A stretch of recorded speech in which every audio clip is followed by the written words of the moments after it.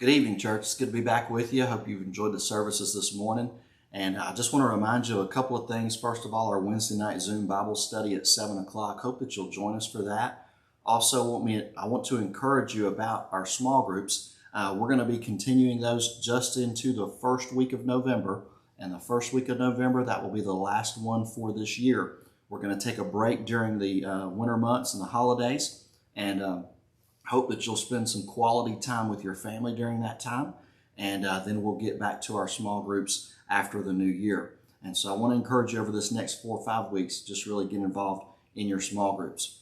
Tonight we're going to be in Ecclesiastes chapter 3. And I'm going to read this from the King James, and then I'm going to come back and read it from the New Living Translation to help with some of the lingo that's here. And so let's begin reading in verse number 16. Solomon says, "And moreover, I saw under the sun the place of judgment, that wickedness was there, and the place of righteousness, that iniquity was there. I said in mine heart, God shall judge the righteous and the wicked, for there is a time there for every purpose and for every work.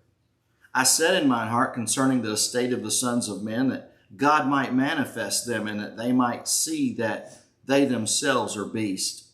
For that which befalleth the sons of men befalleth beast, even one thing befalleth them, as the one dieth, so dieth the other. Yea, they have all one breath, so that a man hath no preeminence above a beast, for all is vanity.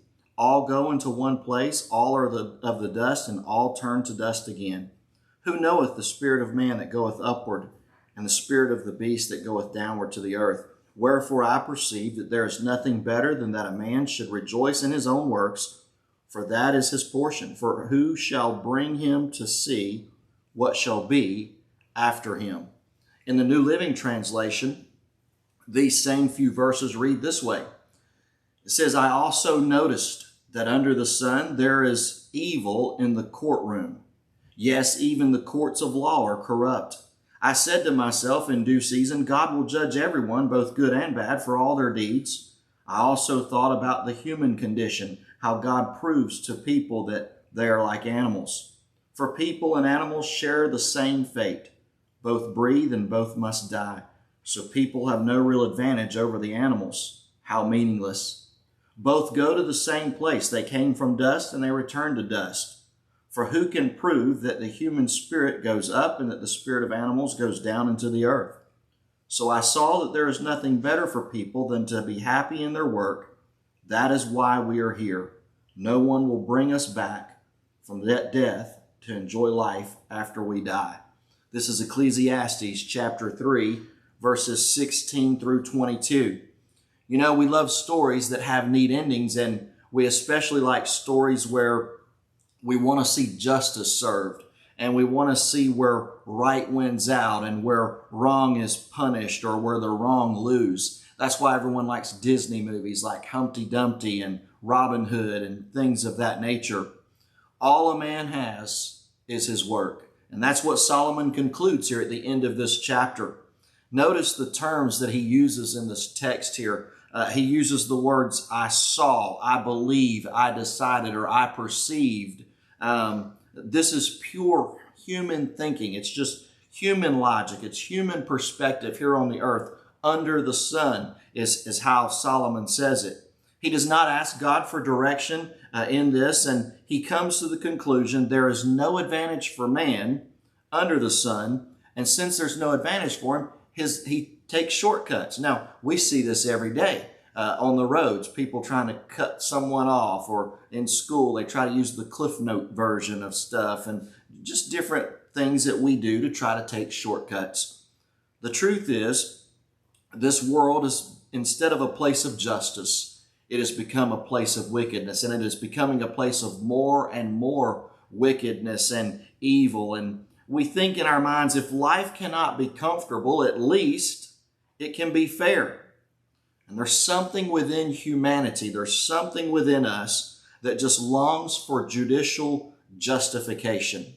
We want justice to be served, someone to comfort us, something to relieve the oppression that we're under. When such support is absent, something within us erupts and anger comes out and everyone quits holding their tongue.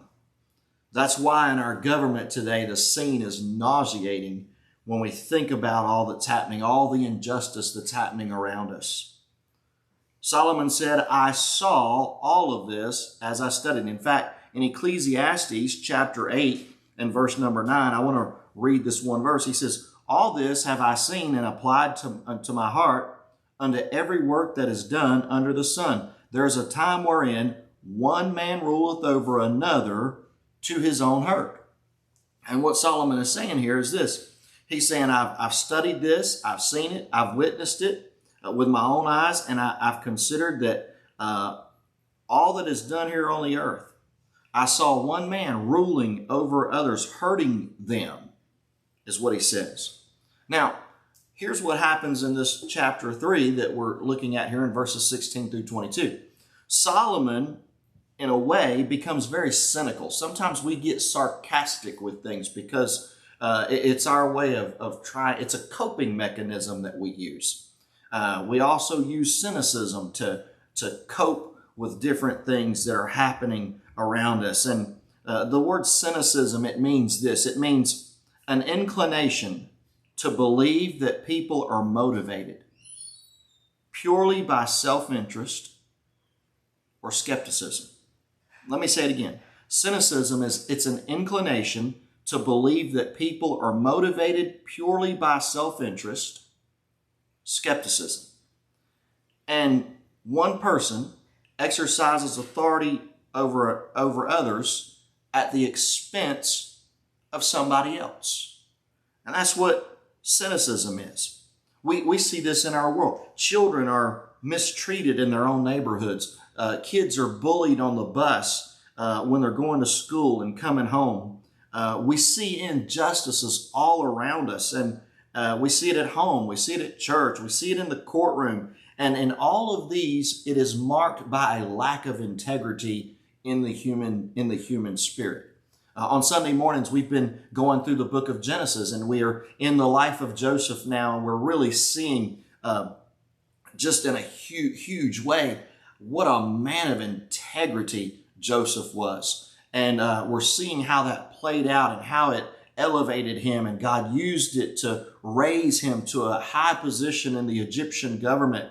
And he served there, making sure justice was served right, and he didn't mistreat other people, and he was fair in how he distributed food there to the nations that came looking for food, and even to the people of Egypt there. And Pharaoh thought a lot of Joseph. And why? Because of his integrity that he had and his forgiving spirit that he had. And we don't see a lot of that in the human spirit today. And that's why our government is in the position it's in. That's why our nation is in the position it is. That's why people are angry and division is all around us today. And as we look in this text this evening, I want us to understand what causes cynicism, and does it have a solution? Is there a viable solution to this thing? And then I want to give us 3 things that can give us hope beyond the cynical spirit that we're seeing and the sarcasm that we're seeing in our world today. The first question is this: what creates cynicism?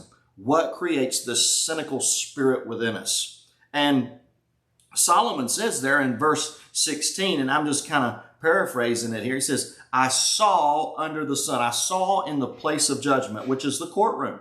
I saw in the judicial system that wickedness was there. And I think if you go back into our country and you go back even as far as the O.J. Simpson trial, a lot of people felt like that O.J. was guilty and he got away with it and all of these things. And that's where we really, in my time and era, that's where we really saw this thing of, man, maybe injustice is a thing that's there. And maybe the courtroom is going to fail us, and maybe wickedness is going to permeate our society. And we've seen it just kind of trickle down from the time of O.J. Simpson's case, even into where we're at today, and how government and how our world is just becoming more and more corrupt. And Solomon says here, I saw here on the earth that there should have been justice, but there was evil. He says there should have been fairness, but there was wickedness, there was evil. And so Solomon he gets cynical now, and he uses cynicism to try to explain his feelings or to explain the human spirit. Every generation repeats the same misleading story of wickedness winning over justice, and we hate it when wickedness wins. There are some times when we're guilty of being wicked. We're guilty of being evil. And it's funny how we don't think it's so bad then. But when we see it on a larger scale, man, it bothers us as we look out into our world today and we see all that's taking places in some of the cities, and we see all the division that it's causing, and how it all of a sudden, once again, we're feeling like people are being segregated again. And it's horrible when we think about this, and it causes the human spirit to erupt. And sometimes when the human spirit erupts, it doesn't erupt in the right way, and it doesn't respond in the right way. And so Solomon is telling us here the thing that causes the cynicism, the thing that causes the sarcasm, the thing that causes the American spirit to become crazy, to lose its mind, is when this thing of wickedness overrides justice. Why? Because underneath all of it, we want justice. We want justice. And Solomon shows us here, hey, the reason cynicism is there is because we've allowed wickedness to prevail, and we haven't stood for what's right. And then it brings this question: does cynicism have a solution? How do we fix this? How can we make this right? And Solomon gives us two options here in verse number 17. He says, it looks like for a moment there that he kind of he looks above the sun, and he seems to say something a little bit different here. He says in verse 17, in due season, God will judge everyone, both good and bad, for all their deeds. For all their deeds. And here's the hope. Here's the solution. Number one, injustice will have only a temporary reign. Injustice will have only a temporary reign. Now, those of us that are saved, we already believe in the sovereignty of God. In fact, I don't think you can be a Christian if you don't really believe in the sovereignty of God. I know one thing: you can't grow in your relationship with God if you don't believe in the sovereign hand and the sovereign rule of God. He is in control of everything. He allows certain things to happen. He allows the evil to have to run its course. He allows wickedness to take part, because the human spirit, there's a free will that all of us have. You can choose to do right. You can choose to do wrong. You can choose to do evil. You can choose what is good. You can choose wickedness, or you can choose to be fair. You can choose to serve God, or you can choose to serve yourself.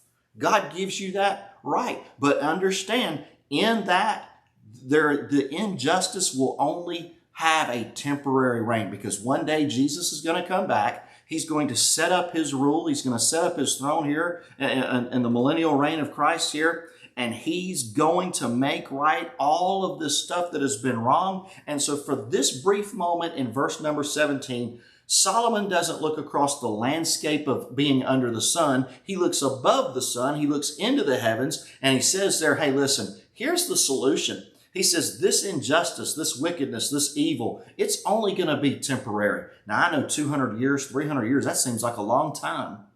It's not in God's eyes. And when you think about the length of man's life, it's not a long time then either, really. And Solomon just reminds us, hey, relief is coming. The wrong will not last forever. We're going to be judged under the sovereign hand of God. Injustice will not win.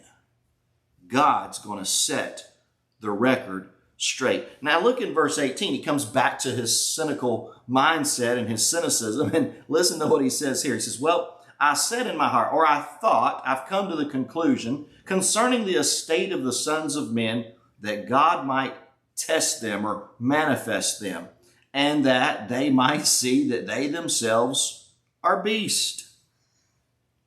They're beasts. Solomon, he's fed up with the injustice, like you and I are. And his response is to be cynical about it.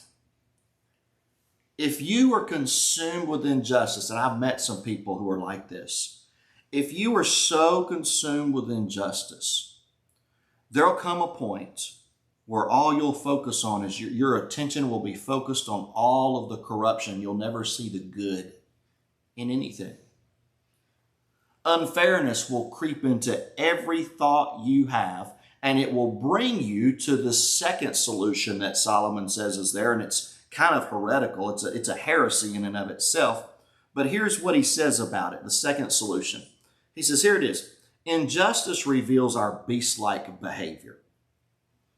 And so here's kind of what Solomon says in his rage. He says, there's no advantage in being a human being. It's kind of tongue-in-cheek. There's no justice under the sun. There's no fairness under the sun. Man, we're seeing that today. We're seeing it everywhere. Solomon shows that injustice, it's hard to bear. That's why we got all the chaos going on in certain places. And Solomon says, he says, God allows this to happen and he tests people this way just to show them that they're no different than animals, that we have animal tendencies. Now, here is the irony in this. So think about it this way. Animals don't think the way you and I think. They don't have the ability to reason the way that you and I do. We have a mind, they don't. They operate on instincts, God-given instincts that are just incredible. And their instincts are so acute that it makes us think that they have the ability to reason, that they have the ability to think, when really they don't. And what Solomon says here is, mankind gets to the place, he just acts like an animal. He thinks like an animal. Well, what does that mean? He doesn't think at all, because animals don't think. They act on instincts. Now, some of our instincts are good, but a lot of our instincts are bad. And Solomon, just in his cynical way here, just says, hey, God lets this happen just to show us that we're no different than animals. And we have the same nature as animals living under the sun. And he goes on in verse 19 and in verse 20, and he describes what he's talking about. He says, in a lot of ways, we're very similar. He says, we have the same breath. We breathe the same air. Very true.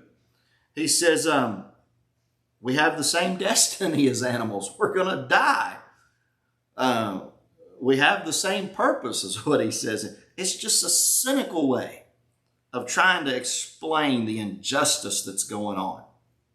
When living in an unjust world without God, we become beast-like in our nature. We become beast-like in our action. We become animal-like in our reactions and in our destiny. Solomon goes on to say, he said, how do you know that the human spirit goes to heaven and that the animal spirit goes to hell? I mean, if both of them are the same, then what determines? He's just being cynical here. We know that those that are saved, when they die here, they're going to go to heaven.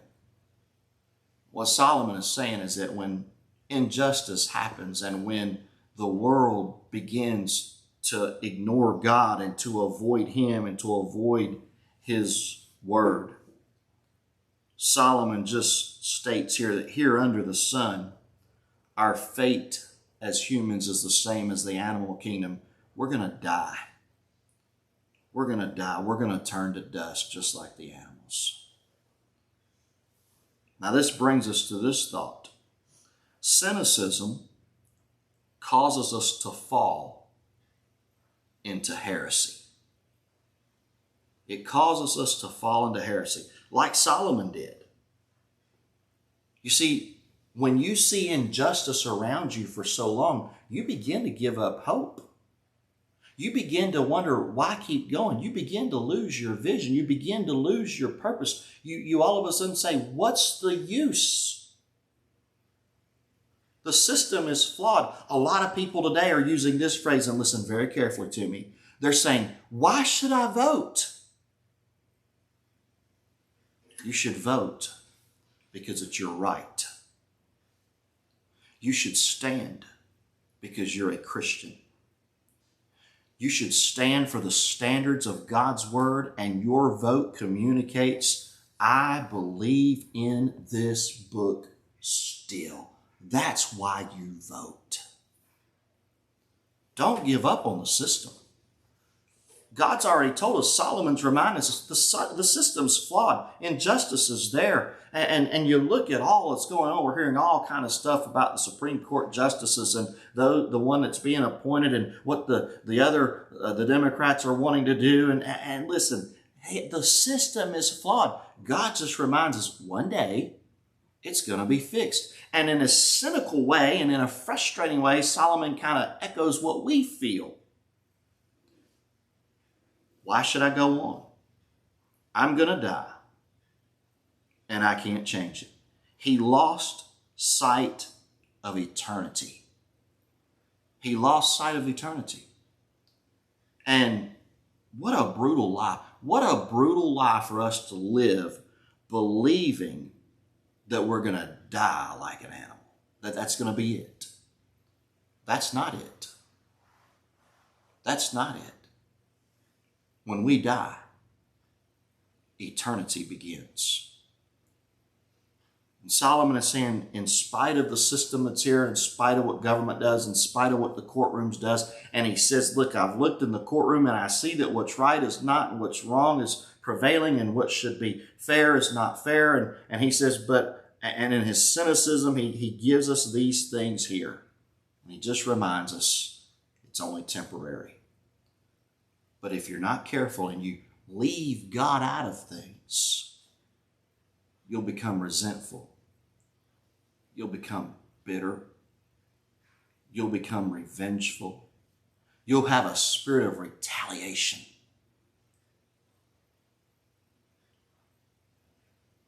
Injustice, it angers us emotionally. It numbs us spiritually. It leaves us scarred and bitter and disillusioned. It causes us to develop a distant relationship from God. You know, we're seeing this has become so true. Listen to how cynical, how silly it's become to us. These masks that we're having to wear. There's people that are saying, hey, if you don't wear a mask, I will defriend you on social media. If you don't wear a mask, I'm going to, in essence, I'm going to boycott you. I'm not going to talk to you. Now, I'm not saying that we shouldn't be respectful of one another. We should. All I'm saying is that we have come so far and we've become so numb. We've become so bitter that we're letting a mask determine how we feel and treat fellow people, fellow human beings. Now, I'll say all that, but I say this. We should care enough about the people around us. You see, this cynicism, it happens because people only want to do what's better for themselves. And when that happens, the rest of the world becomes skeptical. Because no longer are people thinking about other people, they're just thinking about themselves. And Solomon says here, this is the problem. It's the problem. It's not the mask. It's the human spirit when it becomes self-centered. Now he goes on and he gives us some things that can help us. 3 things that'll give us hope. How do we survive without being cynical? How do we survive without being sarcastic? What are some other coping mechanisms that we have? And here's a great one. It's hope. He gives us hope. Now, how does he do it? There's 3 things. And I want you to notice verse number 22. And I'm going to read this from the New Living Translation. He says this, I saw that there is nothing better for people. In the King James, he says, I perceive that there's nothing better. In other words, I've decided, I've concluded, I've reasoned it out. Logic is going to win here. He says, and here's what I've decided. There's nothing better for people than to be happy in their work. No one will bring us back from death to enjoy life after we die. Now, he's talking about physically. He's not talking about eternally. We know that we're going to be resurrected. He's just saying that when you die, someone's not going to raise you from the dead and let you continue to live or let you to see how people do after you're gone. And he gives us some hope. The first thing he shows us here is this. Solomon says, reject self-pity, revenge, resentment, and retaliation. Just reject these things. Reject self-pity, feeling sorry for yourself, making excuses for yourself. Well, the system's this way, so why should I? Well, if they don't care, then why should I care? Well, if the boss doesn't care, then why should I care? Well, if the supervisor allows this, then why should I care? Quit the self-pity. Solomon says, reject this. There's no hope in that. There's no hope in being revengeful or having resentment and bitterness and wanting to retaliate. That's not how you do it. And then he gives us a second thing here, and it's more or less implied because he says there's nothing better for people than to be happy in their work. Now, the point is this, find an advantage in your disadvantage. Find an advantage in your disadvantage. Now, those of you that are working, and even those that have retired from work, there were times that you didn't like everything about the job. You knew that there were some advantages to where you were at, but you also recognized the disadvantages. And some of those disadvantages, they kind of hindered you. They didn't help the whole team. But what Solomon is saying here is that even in those disadvantages, find an advantage. Use your disadvantage make it a purpose. Find an advantage in it. And I'm going to give you a couple of illustrations here in just a few minutes, but no one can help a person see what will happen in the future. We don't know what the future is, so we really can't help there. We usually can do little to change our lot in life. What it is, it is. It just is. And we have to accept it. And fighting it's not going to change anything. Being mad about it, being bitter about it, being resentful about it, it's not going to change anything. But we can change our reaction to it. And that will change our attitude. We cannot change the past. We can't erase our past. It's concrete. It is set in stone. But we can learn from our past. And we can look at our past the way that God looks at our past, the way that He views our past. And if you're a child of God, He's forgiven you of your past. Use the disadvantages of yesterday in your life, now and forever. Use them. Use them to your good. Know where you're weak and make yourself strong. Know where the struggle is and make it a pillar. Grow from it. You know, letter C here that gives us hope is that we meet people every day who is submerged in self-pity. And they're hopelessly lost. One of my friends who's a preacher said it this way: they're lost in the swamp of life. They want to tell us how wrong and how unfair they've been treated. Someone broke their marriage vows. They left a woman and her kids with nothing. Business partner pulls out and cheats and steals the money from the business. We hear stories like this all the time, don't we? Listen closely to what Solomon says here in verse 22. There's nothing better than to look for an advantage in your life and dwell on it. Here's the way we say it today. Find the good in everything. Find the good in people. Make that your life message. And who knows what kind of impact you'll have on others. I was talking to Miss Virginia Fitz just yesterday, and she's still recovering from the COVID virus, and she's on the downhill slope of this thing now, doing much better and in great spirits. And she was sharing some things with me, and she was telling me about how that she had her little daily bread next to the bed. And she said, you don't know what a blessing that was. I could just pick that up and read it. And it was every time that I read it, it was what I needed. It helped me to get through this. And all the prayers of the people have helped me to get through this when I was dealing with the hallucinations and I was dealing with the nightmares and the things of that nature, and just how this virus was attacking her body. And she said, I saw how the Lord was good. She said, Brother Danny, she said, I'm not sure why he did this to me. I'm not sure why he gave this to me, and I don't understand it yet. And as we were talking, I said, one day we will, one day you will, Virginia. And it may be that God's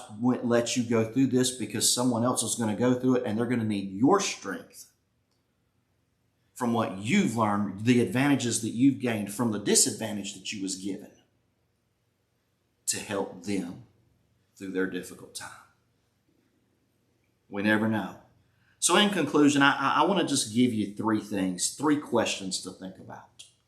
First of all, what is your unjust disadvantage? What is really so wrong? The second question I want to ask you is this: when do you plan to replace the passive self-pity with active courage? When are you going to plan to take that unjust disadvantage and quit dwelling on it and find something positive, find an advantage in that, and act on it? Stop whining. Stop the feeling sorry for yourself, the woe is me, and thinking that you're the one that's got it the worst. And take that bad thing, find the good in it, and let the world know, hey, here's my story. Here's my message. Look what God did.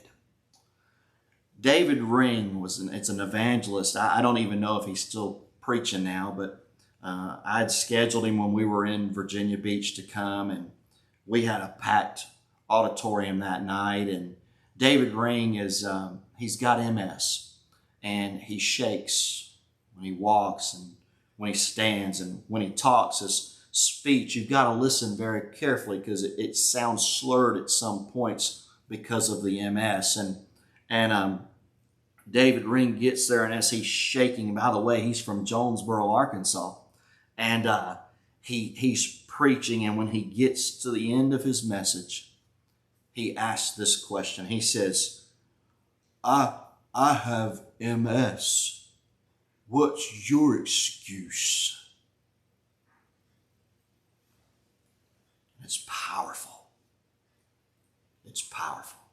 When you can see a man that's overcome those things and he can find an advantage in his disadvantage. One of the favorite stories that he tells, I'll never forget this. He said he was in an airport one time, and there was people behind him, and I think it was something about he had a bag with him or something, and I don't remember exactly how the story went. Either he dropped it and he had to count the stuff that was in it, or they didn't want to let him, and I don't remember the context in complete, but the point was he had to start counting these things, and he would go, 1,